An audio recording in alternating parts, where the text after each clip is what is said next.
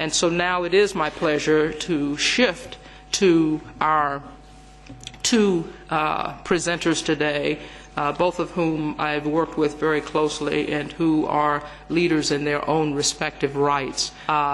Marianne Mason is currently professor and co-director of the Earl Warren Institution for Law and Social Policy at the University of California, Berkeley School of Law.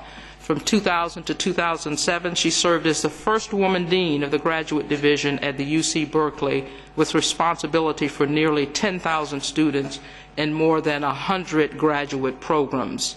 Her most recent book, and much of this bio statement you'll find in the program, so I won't go through all of it, but Marianne's most recent book, which she co-authored with her daughter, Eve Mason Ekman, is Mothers on the Fast Track: How a Generation Can Balance Family and Careers. And we're looking forward to hearing from Marianne now about her topic, Do Babies Matter? She'll give us the answer.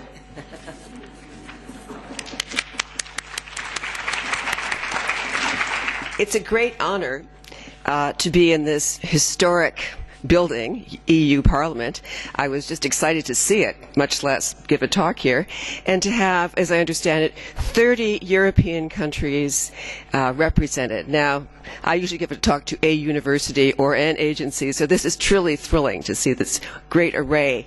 And to hear earlier the many, many different ways you're approaching the issue of gender equality. My talk is, as you heard, Do Babies Matter in Science? As you will see, this is based on research done in the United States from 2000 to the current time, and we use databases and data that is U.S. based, but I'm sure you'll recognize that these are very familiar questions and very familiar patterns. And we've also, today, are going to talk about the patterns and also what to do about them, since we've been very active in initiatives to provide family-friendly and keep women in the science pipeline.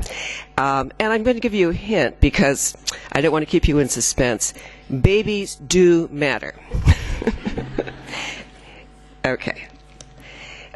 This project started in 2000 when I first became the graduate dean at Berkeley.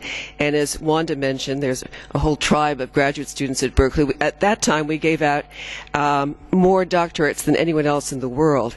So you could really see graduate students at all phases of their careers, etc.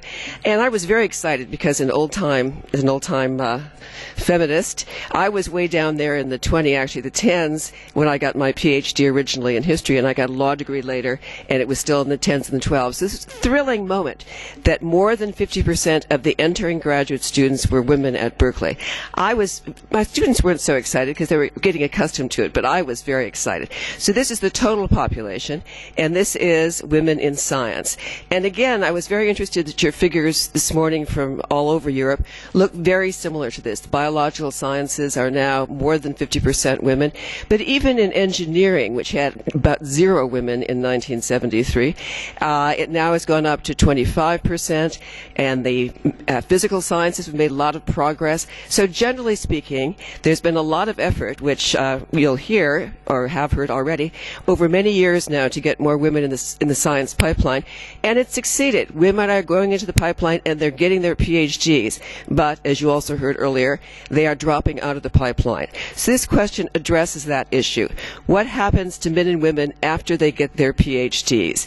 How does having babies affect them? This is a very specific look at one of the issues. We have many issues relating to women out of the pipeline, but this is a very important and central one.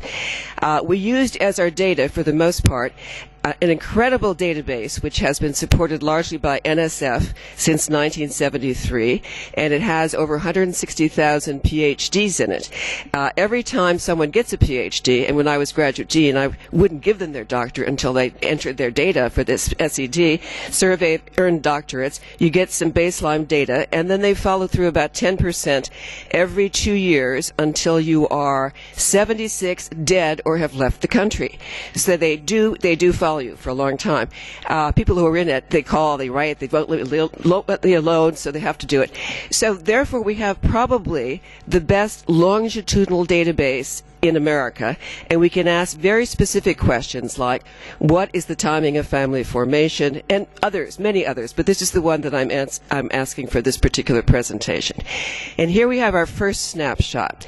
This is 12 years after getting a PhD. These are in the sciences, and as someone mentioned this morning, the numbers are different, but the patterns are very much the same in terms of how it breaks down 12 years after getting your PhD.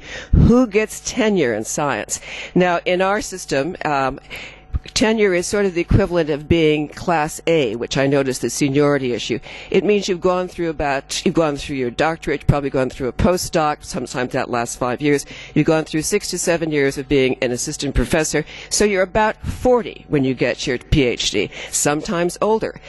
This is a problem. We're very front-ended in terms of what we demand from people, and those of you who are women in the audience, and I think there are a large number here, will recognize that the decade between 30 and 40, between the ages of 30 and 40, is when you have to get everything done.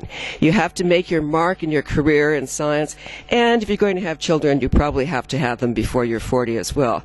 So there's a collision course going on for most of our women scientists, racing to get everything done and then also perhaps to have children.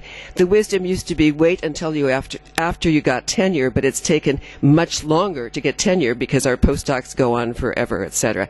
So what happens 12 years after science? Well, you can see the blue-hatted person is a man, and he has a very big head because 77% of those who enter into a four-year university as a faculty member will get tenure if they are a man, and only 23% will end up in the neck. Now, the neck is actually the most important part of the story. These are the part-time, the adjunct, the gypsy scholars of the academic world, and it's the fastest growing part of the academic world. People who don't have permanent positions and certainly don't have tenure positions, and they stay there more or less indefinitely, and increasingly it is populated by mothers, women with children. So you see at the other end you have the woman with a baby, married women with children, and she's only 53, I can't read it from here, but I think it's 53% likely to become a tenured professor and just about as likely to fall into the second tier. This is, again, the second-class citizen in most universities. Single women, on the other hand, do much better than married mothers, but they don't do as well as men. And the reason they're tiny is that the number of women is, of course, tiny compared with men, and they're far less likely to fall into the second tier. So this is a snapshot of what happens 12 years after PhD, but how do they get there? This may be the most important slide of the whole issue. This is the pipeline slide, and it's probably not terribly self-explanatory, but basically the bottom line is the greatest leak in the pipeline is family formation, and at 35% of married women do not enter a tenure track job. They probably go pretty much immediately into the second tier as a research associate or a gypsy scholar or whatever. They do not go on the tenure track. They do not become an assistant professor. On the other hand, single women are as likely as men to actually become an assistant professor. However, they're likely not to get tenure as well. So mothers actually have 2 points. They don't go into the tenure track, and they don't get tenure if they're in the tenure track. So there's a double whammy there, and you'll see more of this. But that's maybe the most important explanation of why women drop out of the track. Now, for the single mothers, obviously there are lots of other single women, there are other things going on, but the largest factor, it's not the only factor, is childbirth. And here we have, when they don't enter the tenure track, they've already probably given up as postdocs or as graduate students. And as graduate dean, and we've done a lot of studies on this as well, the graduate students had already made up their mind, particularly the women, that they weren't going to continue to become a research professor because they just couldn't see how it was done.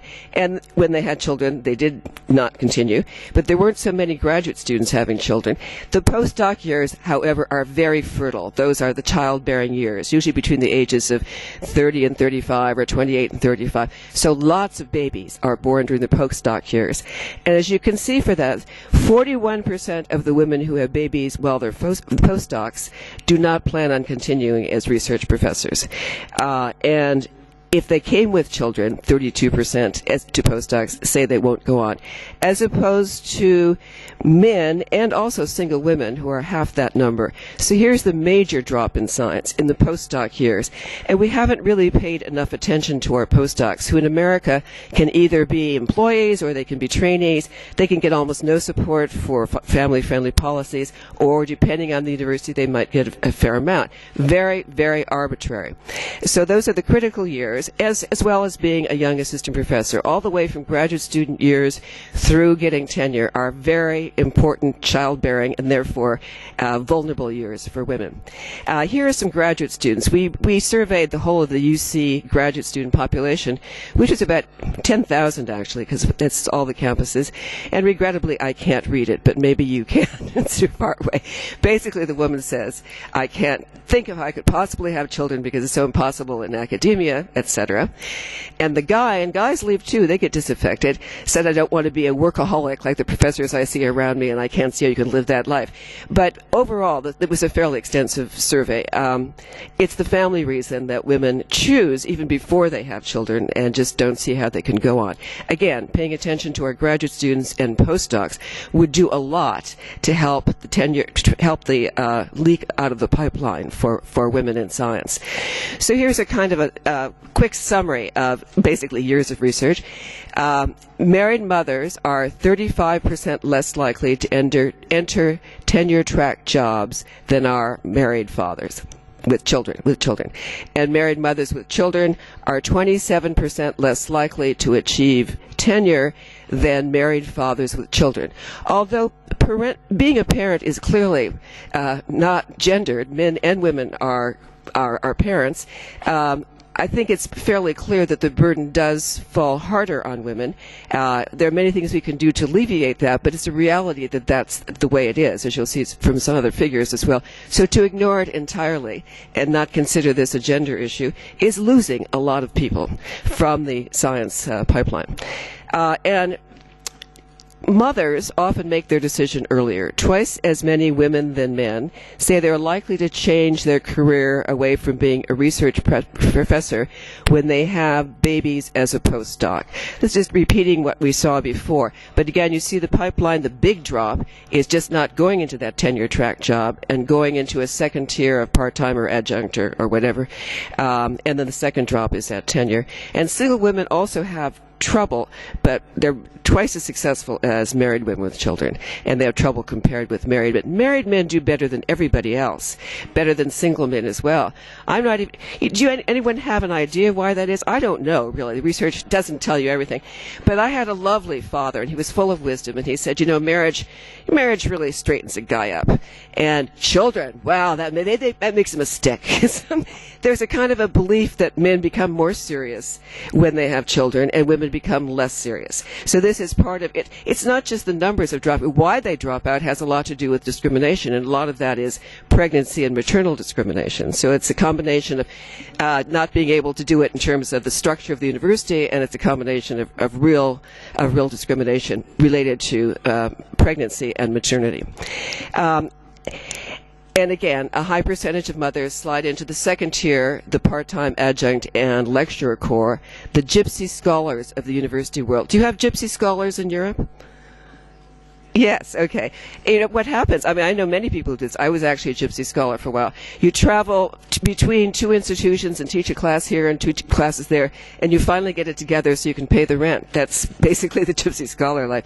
Or if you're married, you get it together so it's enough to help the income, but you and then you have more time, but you trade off for a good, regular, grade A job. Now, after several years of doing this and publishing this data and getting lots of attention and a lot of action actually from universities, I thought, we're only seeing half the question of gender equity. It's one thing to count the number of women professors in the A level.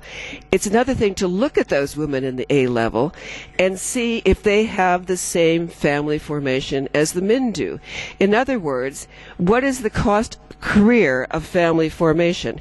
What is the effect of career on family formation? And I'm not going to spend too much time on it, but it's actually more drastic than getting into tenure. As you can see from this, married fathers are 73% of the tenured faculty in the sciences. This is, again, the national study. And married mothers are only 53% of the population of tenured faculty. So here you see a huge gap, and women are twice as likely to be single. So it's a double equity issue here, double representation, and it's rarely presented that way. Okay, so only 1 in 3 women without children who takes a fast-track university job ever become mothers. Women are far less likely to be married with children than are men, 53% to 73%. And women who achieve tenure are more than twice as likely than men who achieve tenure to be single 12 years out from a PhD. Now, I have to say, when I give this to graduate students, there's a huge taking out of the Kleenex and the handkerchief is this point. And then I keep on telling them, which you will hear, that we're doing something about it. I know it's bad, but don't give up on science. Don't give up on your academic career. Things will get better. Women faculty were more than twice as likely as men faculty indicate they wish they could have had more children. This is sort of the argument that women don't want the children, they just go into science because it's their, it's their life. I don't really think that's so true. Certainly not of the younger generation who seem to want it all, which they should have. They should have it all. Okay. Okay, then the question after this is, what are your next steps? And we have spent many years, and so has Dr. Ward here, trying to change policies at our university, the UC system. Actually, we're 10 campus systems, so what we can actually work effectively. Usually being in a 10 campus system is a nightmare, but for these things you can centrally change policy for all 10 campuses, and you can have almost an instant transformation, at least of the policies, not necessarily of the culture, but of the policies. So we did a number of things starting in 2003, and it's not just the things we've done. I'm going to present things other universities have done as well, because the good notion is there's been a huge momentum in this area, and the universities are competing with each other to have family-friendly policies, not because it's the right thing to do, it's good business. The young people are looking for those policies, and they're choosing those policies, and if they don't see them, they're going to choose someone else. And that has actually been very effective. I've heard reports from many universities that that's why they came, because they got a dual career job. I'll go into this in a minute. That both husband and wife got a job, which is really critical in our country. But I'll show you some of the things that have been done, just a small amount of them, and then I hope you will, the next time I see you, share what you're doing in this regard too on family-friendly policies. This starts on the notion that, which was portrayed before, motherhood is a whole lot more work at home than fatherhood. I don't think that's foreign to all of you. That old second shift doesn't seem to go away, and you can see that women work 49 hours in these are mothers, faculty mothers, in the second shift, which is caretaking and housework. And they also put in a full other shift, clearly, in the university, which is the gray lower part. And fathers do their share, too, but really only half as much as mothers.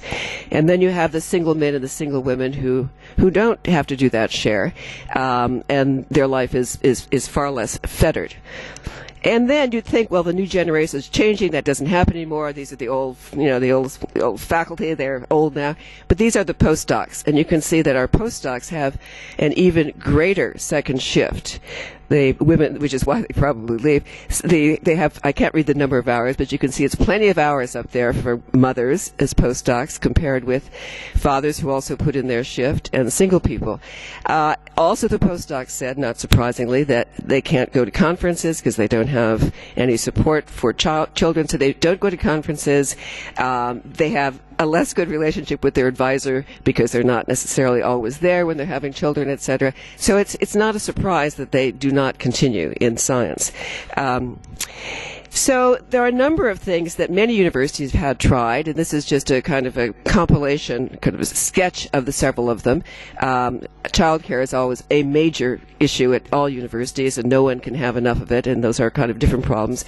The dual career is a major issue, particularly for administrators. Nancy, is that true at your university? Yes. The hiring now has become very contingent on, can you provide a job for my trailing spouse, is the word we use. Although I think there's a new word for it, like academic spouse, but trailing spouse is the old word. And not surprisingly, women are far more likely to be the trailing spouse. The first job goes to the man. So finding a place for the couple is one of the ways in which you will keep women from dropping out of the pipeline very effectively, because they're always, all couples are very grateful. A couple of stories to tell about that at Berkeley, which I won't tell because there's not enough time, but it makes all the difference, and that is the economic advantage. You can really get almost anyone if you provide a job for their husband or wife. Well, not entirely, but it's close. And then all the things related to more time. Now, America, as you know, has a brutal system of having no paid family leave and no time off for childbirth. Brutal. Europe has done so much better in this way. We worship at your feet. It's really true. No one does it worse than America. We're the only industrialized country that provides nothing for childbirth. So that's a really important one for all universities, and various kinds of leaves. And as you will see, one of the things we're now doing is making the tenure track more flexible, having a part-time pre- and post-tenure with the right of return, so you're not going to end up in a marginalized position at the edge of the tenure world.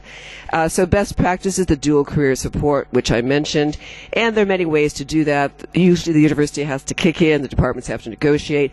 It's a dance, and I'm sure you're familiar with this in Europe as well, because Americans are very mobile, and they rarely stay where they got their PhD. And they'll move they'll go someplace for postdoc and then somewhere else for a faculty position. So they are on the road, and if they're on the road with a spouse, it's going to be the determining factor. Okay, I'm only going to do 5 minutes, it's fine. And a part-time tenure track with right of return. This has just been introduced. Did you do this at Michigan? Yes. Michigan, I think, was the first university where Nancy was at the time, and probably was very instrumental in doing this. I knew it. Again, to alleviate the problem that we were losing people from even entering the tenure track line because they thought they'd never have a baby if they did it, etc. So this means we both stop the clock for a year for moms and dads for a childbirth, and we provide part-time tenure track with the right to return, so they can, at least in the UC system, elongate the number of years to getting tenure to up to 10, because usually it's 5 or 6. So even if it isn't necessarily the answer to everything, it's psychologically the answer to a lot of things. It gives people the idea that it's possible and we care, etc. And we know that the culture change is almost more important in some ways than the policies themselves. Best practices, the leaves that I mentioned, which you already have for the most part. But we also do something I'm not sure you do. We give mothers a semester off at many universities for childbirth from teaching. At Berkeley, we actually give two semesters from teaching for childbirth. You do this anyway, so I can't even tell you about this. And for fathers, we also do it. For fathers who have at least half-time care, they get a semester off, and they do get some childbirth leave, and they do get a stop the clock. So we do include fathers, and it's absolutely critical to do so, or the mothers will not take the leaves. We've found that from our research and experience. I think everybody has found that. Okay. And the child care, well, child care is very just idiosyncratic because every institution has to do their own things. I won't go over that. I'm sure you do better in Europe because you do those things much better.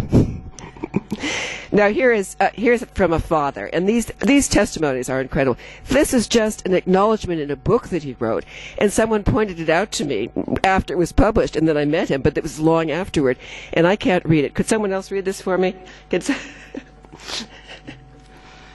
To the best I can. When Ezra Max Brilliant was born in August 2008, I was able to enjoy him as much as I did during his first year without risking my career Anyway, owes- he gives attention. He gives thanks to the UC Family Friendly Edge. I never knew him, never met him, but he was one of the recipients, and he was a guy, which is really important because when men start saying this is good policy, then it becomes good policy. That's how you change a culture. Okay, and as Wanda mentioned, a major issue in America, as well as here, I suppose, almost all of our scientific research is funded, or most of it, by the federal agencies, and NSF and NIH are the two major ones. And they give all the money to the grantors, the PIs, etc. And it's been a very difficult relationship because the university does the personnel and the benefits program. So the idea, and this is Wanda's idea, and it's just starting and it's great, to have a university-federal partnership of working together. And these are some of the things that we've talked about in our research, the supplements which they're doing. Reentry postdocs, because if you lose a couple of years in science, if you drop out even a year for childbirth, it's as if you were never born. And that's a very, very big loss, economic loss, as well as the loss of an incredibly finely trained woman, not to take her back after a year or two, or a man who does the same thing. So the reentry postdocs to retrain them, again, for the fast-changing competitive market. And here are some of the initiatives the National Science Foundation is already presenting, and I think your director did mention a couple of them, and you did as well. Is there anything else you want to say about this, Wanda? Okay, and other agencies are as well. And Obama's behind it. Michelle Obama's very much behind it. I mean, it's really good to be on the back of a momentum that really is a momentum. And I want you to know that policies, well, this is changing the culture. I already mentioned I'm running out of my time. But this is my favorite. This is my grandmother baby pictures. And this is the number of babies born to University of California, Berkeley assistant professors in 2003 versus 2009. Those were the years in which we put in all these new policies. Now we have twice as many babies born to assistant professor women and about 80% more to men. So at least we're starting a real baby boom among assistant professors. And I can't tell you how good that is, because the one thing that really makes the most difference for a graduate student or postdoc is looking ahead and saying, I can do that because they did it, and this is how it works. That role model is incredibly important. And mentoring, of course, is part of the whole best practices. At any rate, we're launching this, which is basically Tools for Change. These are workshops in a box, 15-minute presentations on this and many other topics. This is part of an NSF dissemination grant to disseminate all the research and best practices that I and my co-PI, Joan Williams, who's done a lot of work in this area as well, have found and done over the years in 15-minute workshop boxes, so you can give it either in video with our own talking voices, or you can do a script and use your beautiful voice, which is always more, I think, compelling. So that will be coming soon. Everything should be, or most of these will be online in the spring, and that's where you look. So if you just today go in and sign up on your email, we will keep you abreast. We will nag you to death and send you all kinds of workshops in a box, whether you want them or not. Thank you very much.